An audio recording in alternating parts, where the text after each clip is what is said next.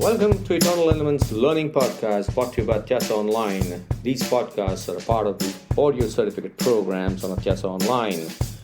You're free to take these podcasts on your desired portal also, should you only wish to learn on the go. Thank you so much for engaging on these podcasts, and you can connect with the author on LinkedIn, Twitter, and Facebook.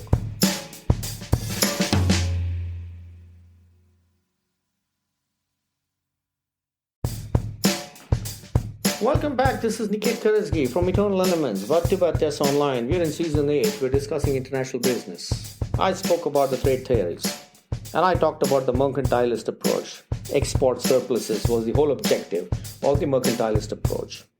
It's also important to understand the impact of war, because war has shaped up today's global trade. I'm not too concerned about the political aspect of the war. I'm more concerned about the business aspect of the war. So if you look at the pre-World War I scenario, a lot of technological advancements were happening.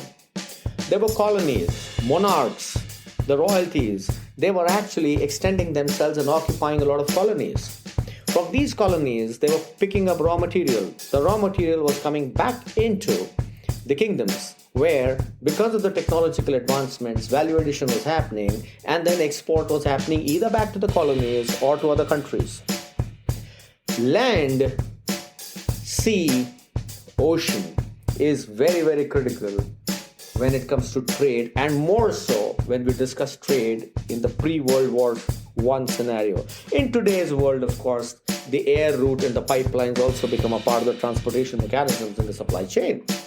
But if we look at the pre-World War I, land, sea, and ocean was where the entire trade was moving through. Obviously, land is a great natural resource because land provides you food, land can provide you inland waterways, land can also provide you areas to build capacities. And of course, people live in the land, so the consumers are there. The trade is happening between the borders that have been created on the land, and therefore acquisition of land becomes a very critical aspect of the war. I'm discussing the pre-World War I scenario.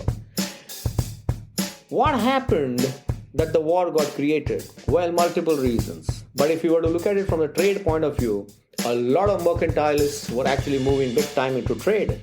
And by the way, a lot of countries in Europe which are fighting with each other were actually into colonization and into trade. So it's a very interesting phenomenon. That means pre-World War I, trade was happening, technology was absolutely coming up to speed, nations were rich. Then the war started. When the war started, we lost lives. We also saw immense destruction of economy. We also saw a phase where not only did men die, but the pressure came on to women because there were a whole lot of women as compared to men. And the women took the responsibility of ensuring that the economy rolls and that the production happens.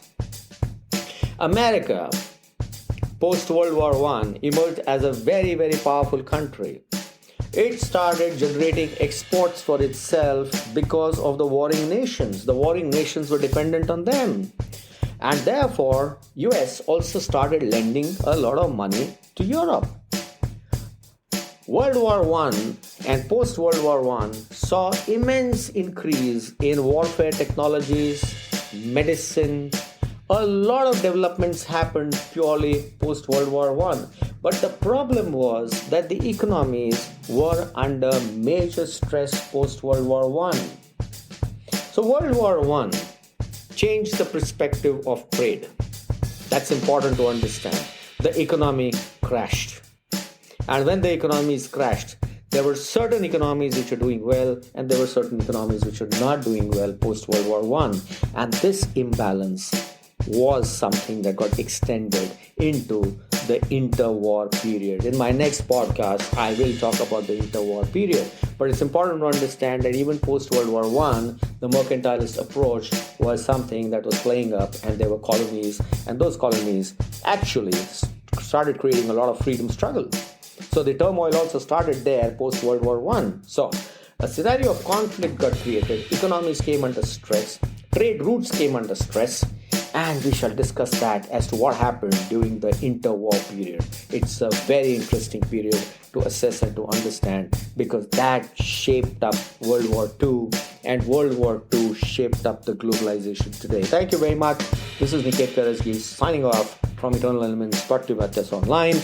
I will see you in the next podcast where we talk about the phenomena of the interwar scenario. Thank you so much. I'll see you in the next podcast.